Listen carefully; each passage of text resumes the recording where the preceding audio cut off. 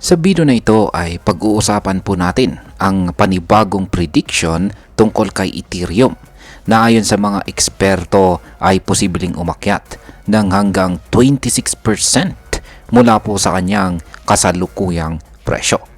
Oo, narinig po ninyo yan ng tama. Sinasabi ng isang kilalang market analyst na bawat dip o pagbaba ng presyo ng XRP ay isang buying opportunity. Pero, bakit nga ba? Ano ang dahilan ng biglang pag-angat ni Ethereum?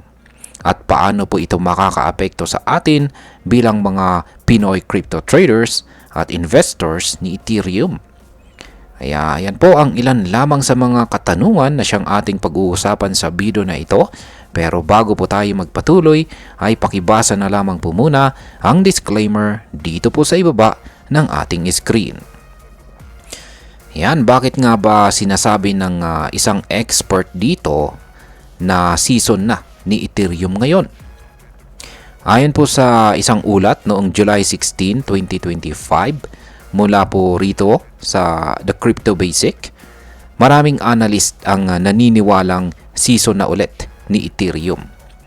Isa sa mga dahilan ay ang tinatawag pong multi-week consolidation breakout.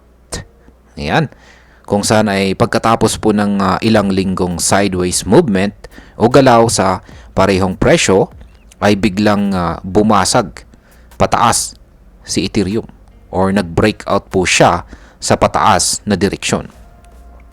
Mula po sa presyong $3,000 noong July 10, ngayon ay umabot na ito sa presyong $3,177.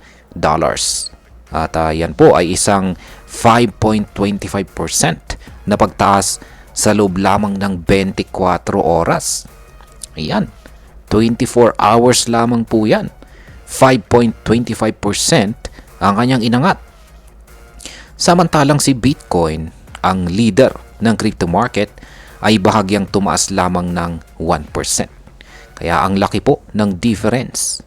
Kay Ethereum, 5.25%. Kay Bitcoin ay 1% lamang. Kaya, yan, lamang na lamang si Ethereum. Ngayon, bakit nga ba mahalaga ang $3,000 na resistance para kay Ethereum? Ang $3,000 ay matagal na po kasing tinuturing na isang strong resistance level para kay Ethereum. Yan, isang napakatibay or napakalakas, yan, o hindi po madaling mabasag na hadlang or harang sa pag-angat ni Ethereum. Ibig pong sabihin ay ilang beses na po niyang sinusubukang abutin, yan, at lampasan ito, pero lagi po siyang bumabalik pababa or lagi po siyang nauuntog.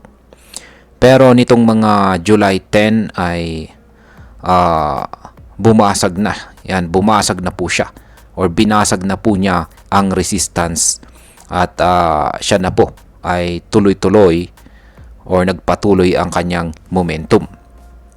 Ayon po kay Ginoong Michael Van de Poppe, isang kilalang crypto analyst, ito ay sinyalis ng panibagong bullish trend. Ang susunod po na target price na nakikita po niya ay nasa presyong $4,000. At kung mangyayari ito, magiging kabuang 26% ang itataas ni Ethereum mula sa kanyang kasulukuyang presyo ngayon. Kaya yan po yung kanyang chart. Ngayon ay paano po naging buy the dip ang strategy para kay Ethereum? Sabi po ulit ni Ginoong Van de Poppe sa kanyang tweet, "Every dip from here is a buy opportunity." Ibig sabihin, kapag bumaba po si Ethereum kahit pansamantala, magandang pagkakataon ito para pumasok or magdagdag ng puhunan. Ang ganitong strategy ay tinatawag na dollar cost averaging or DCA. Sa simpleng salita, unti-unti kang bibili ng asset kahit tumataas o bumababa ang presyo para ma-average mo ang iyong entry price.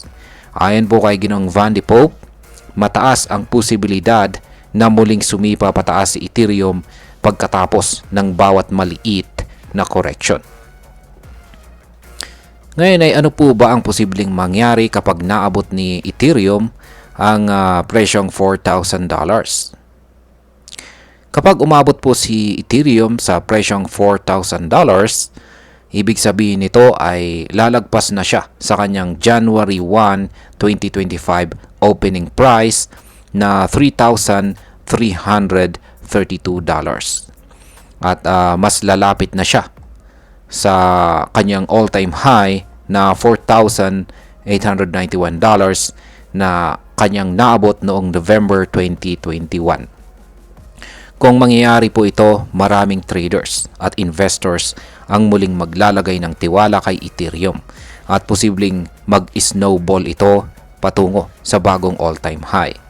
Kapag ang isang coin ay consistent na tumataas at nababasag ang mga resistance levels, nagkakaroon ito ng market confidence. At dito papasok ang FOMO o fear of missing out ng ibang mga investors. Paano naman po naapektuhan si Bitcoin sa galawan ni Ethereum? Habang si Ethereum ay papataas, si Bitcoin ay tila nagpapahinga muna. Ayon po sa datos, mas mataas ang paggalaw ni Ethereum kumpara kay Bitcoin nitong mga nakaraang araw. Sinasabi po ni Ginoong Van de Pope na maring ito na ang simula ng altcoin season. Ito po yung yugto or phase kung saan ang mga altcoins tulad ni Ethereum, Solana, Avalanche, XRP at iba pa ay mas mabilis ang pagtaas kaysa kay Bitcoin. Ngayon ay ano naman po ang implikasyon nito para sa mga altcoins? Ayan. Kapag nauuna na si Ethereum sa pagtaas, madalas ay sinusundan ito ng iba pang mga altcoins. Ito po ay dahil si Ethereum ang kinikilalang leader ng mga altcoins. Kapag siya ay bullish, nagkakaroon po ng domino effect sa buong altcoin market. Kaya kung totoo nga na papunta na tayo sa next alt season, maganda itong pagkakataon para simulan nating i-monitor at pag-aralan ang iba pang promising altcoins. Hindi lang si Ethereum ang dapat nating bantayan, kundi pati ang kanyang mga anak sa ecosystem. Ayan, kung ikaw po ay isang Pinoy crypto enthusiast, ay malaking balita po ito. Una, may pagkakataon kang makabili habang hindi pa ganap na sumasabog ang presyo. Ang 26% na potential growth ay hindi po basta-basta. Ikalawa, kung naipit ka noon sa itaas ng presyo ni Ethereum, maring ito na ang panahon para ma-recover ka or maka-recover ka. At ang ikatlo, kung active ka po sa trading, maring ito na rin ang simula ng mas malawakang bull run para sa buong altcoin market. Pero, tandaan po natin, do your own research at huwag pong basta-basta magpadala sa hype.